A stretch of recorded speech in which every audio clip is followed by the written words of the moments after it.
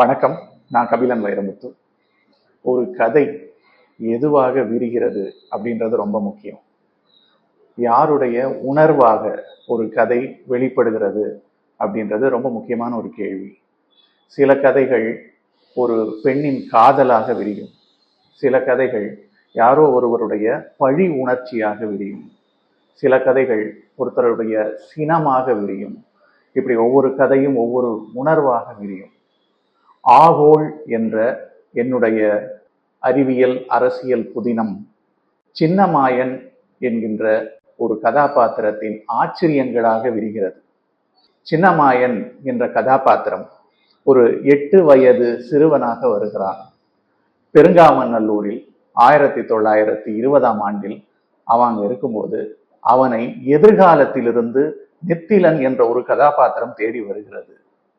எதிர்காலத்திலிருந்து எப்படி ஒருவன் நம்மை தேடி வருகிறான்? அவன் எப்படி வந்தான்? காலரயிலில் வந்ததாக சொல்றானே, அந்த காலரயில் எப்படி இருக்கும்? இப்படி பல கேள்விகள். தன்னுடைய சொந்த ஊரில் கைரேகை சட்டத்திற்கு எதிராக போராட்டம் நடக்கிறது. ஏன் நடக்கிறது? ஏன் போராடுகிறார்கள்? இப்படி தொடர்ச்சியாக பல கேள்விகளோடும் ஆச்சரியங்களோடும் அந்த கதை விரிகிறது. அதே மாதிரி ஆகோல் என்ற இந்த புதினத்தின் 2ஆம் பாகமான மாக்கியவெல்லி காப்பியம்.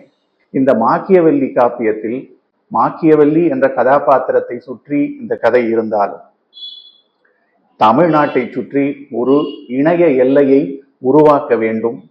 இந்தியாவின் ஒவ்வொரு மாநிலத்தை சுற்றியும் ஒரு இணைய எல்லையை உருவாக்க வேண்டும் என்று ஒரு மாநில சுயாட்சியின் நவீன குரலாக நித்திலனின் குரல் ஒலித்தாலும் இந்த கதையிலையும் மாக்கியவெல்லியை தேடி போகிற சின்னமாயனின் ஆச்சரியங்களாகத்தான் இந்த கதை விரிகிறது.